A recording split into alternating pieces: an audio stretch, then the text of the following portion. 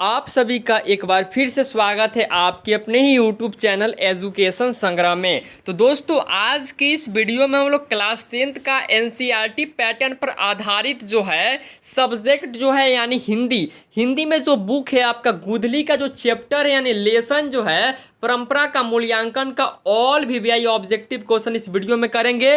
Total 30 प्रश्न आपको बताएंगे, आपके बोर्ड एग्जाम के लिए काफ़ी इंपॉर्टेंट है।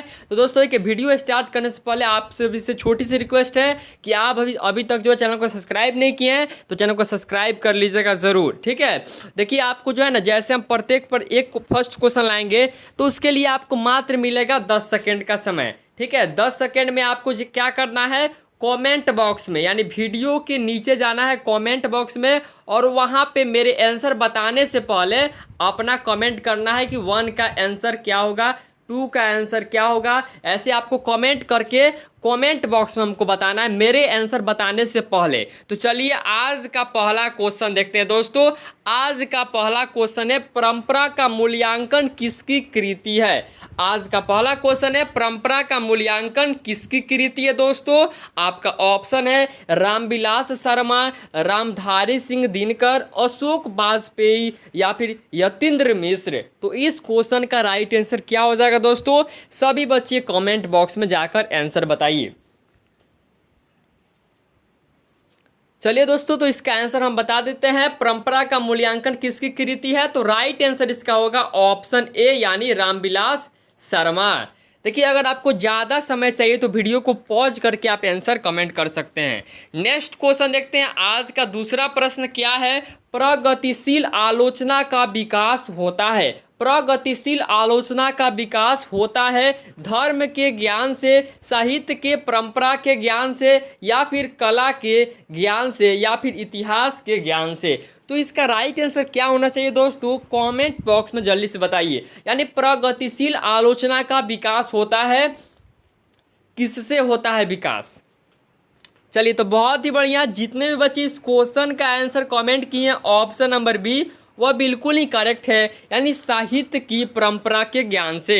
नेक्स्ट क्वेश्चन देखते हैं। आज का तीसरा प्रश्न क्या है, परंपरा का मूल्यांकन पाठ के रचनाकार कौन है। परंपरा का मूल्यांकन पाठ के जो रचनाकार है वो कौन है, यतीन्द्र मिश्र, रविन्द्रनाथ टैगोर, रामविलास शर्मा या फिर गुणाकर मूले।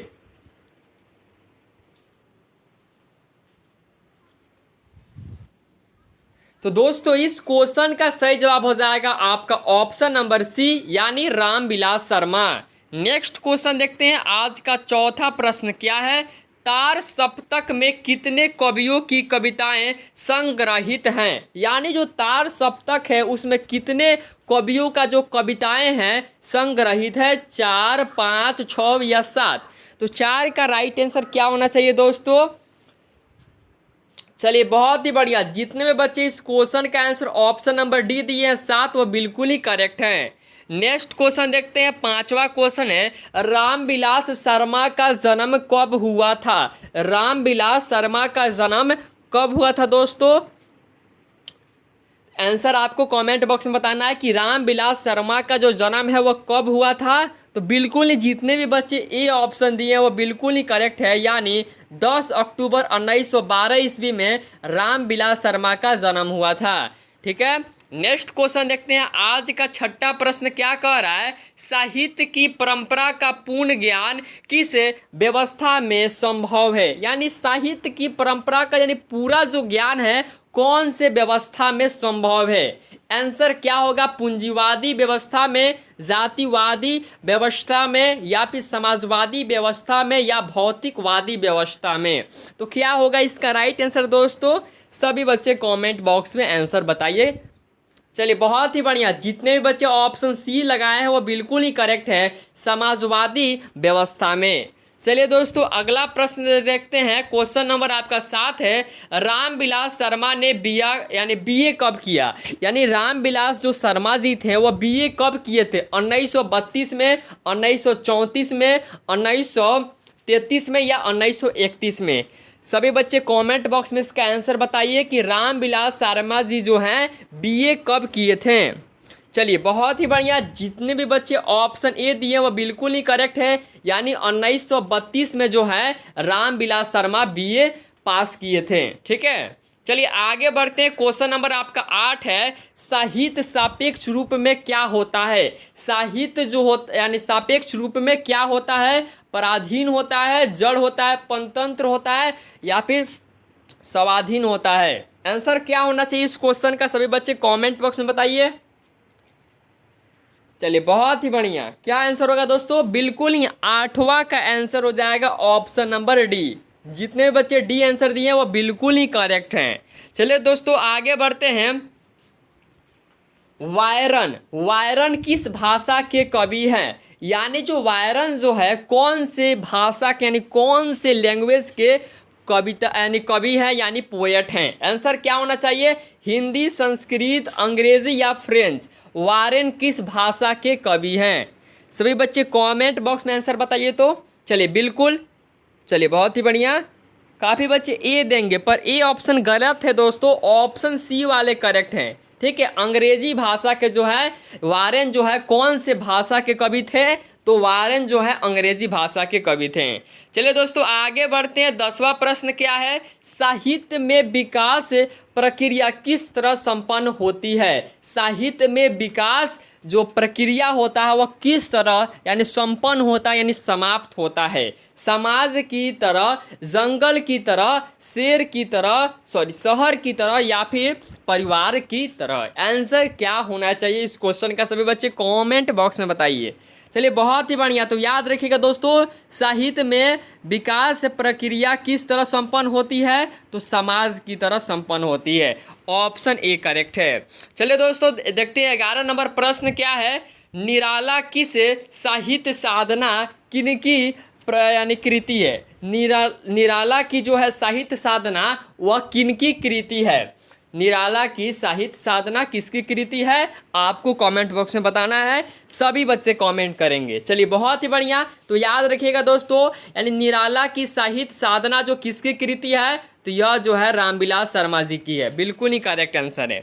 चलिए दोस्तों आगे बढ़ते हैं। परंपरा का मूल्यांकन किस विद्या की रचना है, यानी परंपरा का जो मूल्यांकन है कौन से विद्या का रचना है। कहानी, निबंध, स्मरण या फिर लघु कथा। चलिए बहुत ही बढ़िया, तो याद रखिएगा दोस्तों, परंपरा का मूल्यांकन किस विद्या की रचना है, तो बिल्कुल ही ऑप्शन बी करेक्ट है, यानी निबंध है। राइट आंसर ऑप्शन बी होगा। चलिए दोस्तों आगे बढ़ते हैं। क्वेश्चन नंबर 13 है, निराला की साहित्य साधना कितने खंडों में रचित है। निराला की साहित्य साधना कितने खंडों में रचित है, 2 खंडों में, 3 खंडों में, 4 खंडों में या 5 खंडों में। तो 13 का राइट आंसर दोस्तों क्या हो जाएगा, सभी बच्चे कमेंट में आंसर बताइए। बिल्कुल जितने भी बच्चे ऑप्शन बी पे गए हैं वो बिल्कुल ही करेक्ट है, यानी 3 खंडों में जो है यह रचित है। बिल्कुल ही करेक्ट है, बहुत ही बढ़िया। इसका आंसर बताइए, रामविलास शर्मा किस संस्थान के निर्देशक बने, यानी रामविलास शर्मा जी जो थे कौन से संस्थान के निर्देशक बने थे। चलिए बताइए सभी बच्चे क्या होगा इसका राइट आंसर, 14 का। बिल्कुल, तो याद रखिएगा के हिंदी संस्थान के जो है निर्देशक बने थे रामविलास शर्मा। बिल्कुल ही करेक्ट आंसर है। चलिए दोस्तों आगे बढ़ते हैं। प्रेमचंद्र और उनका योग देखिए यह जो है ना बहुत ही इंपॉर्टेंट है, काफ़ी बार बोर्ड एग्जाम में पूछा गया है, यानी प्रेमचंद्र और उनका युग किसकी रचना है। आंसर क्या होगा, प्रेमचंद का होगा या फिर डॉक्टर मुरली मनोहर जोशी की या फिर दिनकर का या रामविलास शर्मा का। प्रेमचंद्र और उनका युग किसकी रचना है, तो बिल्कुल ही 15 का ऑप्शन डी करेक्ट हो जाएगा, रामविलास शर्मा। काफ़ी बच्चे ए देंगे पर ए गलत है। चलिए आगे बढ़ते हैं। एथेंस किस महादेश में, एथेंस कौन से महादेश में है, यूरोप, एशिया या फिर अमेरिका या फिर ऑस्ट्रेलिया। तो देखिए एथेंस जो है कौन से महादेश के में है, यानी कौन से महादेश के अंतर्गत आता है, पूछा है यह। तो 16 का बिल्कुल ही ऑप्शन ए करेक्ट है, यूरोप होगा। ठीक है, चलिए दोस्तों आगे बढ़ते हैं। क्वेश्चन नंबर 17, लैटिन कवि कौन है, यानी लैटिन कवि कौन है दोस्तों आपको बताना है। सभी बच्चे कमेंट करके बताइए कि लैटिन कवि कौन है। तो बहुत ही बढ़िया, यहाँ पे वर्जिल जो है वह लैटिन कवि है, और देखिए शेक्सपियर जो है कौन से भाषा का कवि हैं, इसका भी आंसर आप लोग कमेंट करके बताइए कि शेक्सपियर जो हैं कौन से भाषा के कवि हैं। चलिए यह क्वेश्चन आपके बोर्ड में पूछा गया था। चलिए दोस्तों आगे बढ़ते हैं। अगे ने तार सप्तक कब संपादित किया, यानी जो कवि थे अगे, ठीक है, वह तार सप्तक कब संपादित किए थे यानी पब्लिश किए थे? 1941, 1943, 1945, 1947। तो दोस्तों बिल्कुल ही 18 का आंसर जितने भी बच्चे बी दिए वह बिल्कुल ही करेक्ट है, 1943। ठीक है, चलिए आगे बढ़ते हैं। क्वेश्चन नंबर 19 क्या करा दोस्तों, देखिए बहुत ही बढ़िया क्वेश्चन है। रामविलास शर्मा ने बीए किस विश्वविद्यालय से किया था? आपको बताया थे कि बीए वो कब किए थे, ऊपर बताए हुए थे, और बताना है कौन सी यूनिवर्सिटी से जो है रामविलास शर्मा बीए पास किए थे। तो बिल्कुल इसका आंसर राइट हो जाएगा, 19 का बी ऑप्शन हो जाएगा। ठीक है, लखनऊ यूनिवर्सिटी से जो है रामविलास शर्मा बीए किए थे। चलिए आगे बढ़ते हैं क्वेश्चन नंबर 20 पे। रामविलास शर्मा ने लखनऊ विश्वविद्यालय में किस विभाग में यानी अध्ययन किया था, अध्ययन कार्य किया था दोस्तों? यानी रामविलास शर्मा जो थे वो लखनऊ यूनिवर्सिटी में किस विभाग में अध्यापन कार्य किए थे? संस्कृत में, यानी कौन से सब्जेक्ट में यानी यह कार्य किए थे उस विश्वविद्यालय में, यानी लखनऊ विश्वविद्यालय में ये बीए पास किए थे। ठीक है, बहुत ही बढ़िया। तो कौन से विषय में पूछा है? तो बिल्कुल ही इसका आंसर डी हो जाएगा, अंग्रेजी। काफ़ी बच्चे सोचेंगे कि हम लोग हिंदी पढ़ रहे हैं तो हिंदी लगाया जाए, पर यह गलत हो जाएगा। यह अंग्रेजी में जो है अध्यापन कार्य किए हुए थे। ठीक है, चलिए आगे बढ़ते हैं। निराला की साहित्य साधना के रचनाकार कौन है? निराला की साहित्य साधना के रचनाकार कौन है, बताना है आप सभी को। चलिए बहुत ही बढ़िया, डी ऑप्शन करेक्ट हो जाएगा। निराला की साहित्य साधना के रचनाकार जो है वह रामविलास शर्मा जी हैं। चलिए दोस्तों आगे बढ़ते हैं। किन लोगों के लिए साहित्य की परंपरा का ज्ञान सबसे आवश्यक है? किन लोगों के लिए जो है साहित्य की परंपरा का ज्ञान सबसे आवश्यक है, बताइए तो। यानी कौन लोगों के लिए जो है साहित्य की परंपरा का जो ज्ञान है यानी नॉलेज है सबसे ज़्यादा ज़रूरी है? तो देखिए इस क्वेश्चन का राइट आंसर हो जाएगा ऑप्शन नंबर सी होना चाहिए। ठीक है, यानी जो साहित्य में युग के परिवर्तन करना चाहते थे। ठीक है, देखिए यह क्वेश्चन आपके लिए इंपॉर्टेंट हो सकता है, आपके बोर्ड में पूछ सकता है। यानी किन लोगों के लिए साहित्य की परंपरा का ज्ञान सबसे यानी ज़रूरी होता है? तो जो लोग जो है साहित्य के युग में जो है परिवर्तन यानी बदलाव लाना चाहते हैं। ठीक है, उनके लिए जो है यह आवश्यक है। चलिए आगे बढ़ते हैं। क्वेश्चन नंबर आपका 23 है। साहित्य सापेक्ष रूप में होता है। साहित्य सापेक्ष रूप में क्या होता है दोस्तों? तो अभी कुछ देर पहले बताए थे आपको, यानी स्वाधीन होता है, ऑप्शन बी करेक्ट हो जाएगा। ठीक है, चलिए आगे बढ़ते हैं। देखिए यह क्वेश्चन बहुत इंपॉर्टेंट है। साहित्य के निर्माण में किसकी भूमिका निर्णायक होती है? यानी साहित्य के निर्माण में किसकी जो भूमिका है वह निर्णायक होती है? तो आप लोग याद रखिएगा दोस्तों, 24 का बिल्कुल ही ऑप्शन नंबर यहाँ पे ए करेक्ट हो जाएगा, प्रतिभाशाली मनुष्यों की। राइट आंसर ऑप्शन ए हो जाएगा। चलिए दोस्तों आगे बढ़ते हैं। चलिए यह क्वेश्चन को हम देते हैं आपको, यह हिंदी ग्रामर का एक क्वेश्चन है। यह क्वेश्चन आपके लिए बहुत ही इम्पोर्टेंट हो सकता है। तो हम जानना चाहते हैं आप लोग का तैयारी कैसा चल रहा है। इसका आंसर हमको कमेंट बॉक्स में इसका भी आंसर चाहिए। इसका आंसर हम नहीं बताएंगे आप लोग को, ठीक है, आप लोग को इसका आंसर कमेंट में बताना है। देखते हैं कौन सा बच्चा जो है कमेंट करेगा, अगले वीडियो में उसका नाम भी बताएंगे। चलिए आगे बढ़ते हैं। देखिए यह क्वेश्चन क्या कह रहा है, कौन सा ऐसा गुलाम देश था, यानी कौन सा ऐसा गुलाम देश था जिसकी सभ्यता के कारण यानी जो सारे यूरोप को प्रभावित किया। चलिए यह क्वेश्चन बहुत इंपॉर्टेंट है दोस्तों, यानी कौन ऐसा गुलाम देश था जिसकी सभ्यता के से सारे जो यूरोपियन को प्रभावित किया था। तो देखिए बिल्कुल यहाँ पे 26 का आंसर डी होना चाहिए, एथेंस। एथेंस होगा, ऑप्शन डी करेक्ट है दोस्तों। चलिए आगे बढ़ते हैं। 27 नंबर क्वेश्चन, आदिम का अर्थ क्या होता है? चलिए बहुत ही बढ़िया क्वेश्चन है। आदिम का अर्थ क्या होता है तो आप लोग याद कर लीजिएगा, आदमी नहीं होता है, बिल्कुल ही गलत हो जाएगा, अति प्राचीन हो जाएगा। यानी आदिम का जो अर्थ होता है दोस्तों वह अति प्राचीन होता है।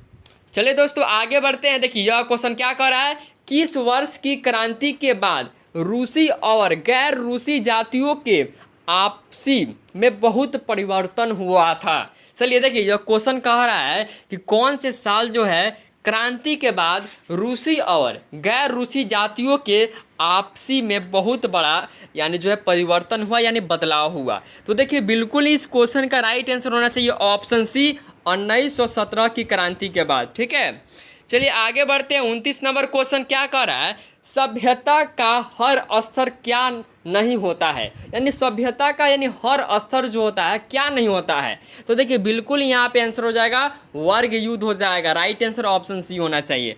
चलिए आज का अंतिम प्रश्न देखते हैं, यानी शर्मा जी पुरस्कार की राशि किसे दान स्वरूप दे दिए। यानी शर्मा जी जो थे, ठीक है, यानी रामविलास शर्मा, समझ रहे हैं ना, यहाँ पे शर्मा जी लिख दिया है, पर समझना है आपको क्या है, रामविलास जो शर्मा जी थे वो अपने पुरस्कार का जो राशि था यानी जो पैसा था किसको दान स्वरूप दे दिए थे। तो याद रखिएगा दोस्तों, बहुत ही बढ़िया क्वेश्चन है, यह पूछ सकता है आपके बोर्ड एग्जाम में, भारत सरकार को दे दिए थे। ठीक है, तो देखिए दोस्तों 30 क्वेश्चन हम लोग कर चुके हैं परंपरा का मूल्यांकन चैप्टर का। अगले वीडियो में हम लोग 8वां चैप्टर का ऑब्जेक्टिव क्वेश्चन देखेंगे। अगर आपको वीडियो अच्छा लगा हो तो वीडियो को लाइक कर दीजिएगा। ठीक है दोस्तों, और आप कमेंट करके ज़रूर ही बताइएगा कि अगला वीडियो आप किस टॉपिक पे चाहते हैं, या कुछ दूसरा वीडियो चाहते हैं, हिंदी का नहीं चाहिए, कुछ साइंस का चाहिए, सोशल साइंस का चाहिए, तो आप कमेंट बॉक्स में आंसर यानी आप कोई भी क्वेश्चन में प्रॉब्लम है तो हम जो है सॉल्यूशन आपको कर देंगे।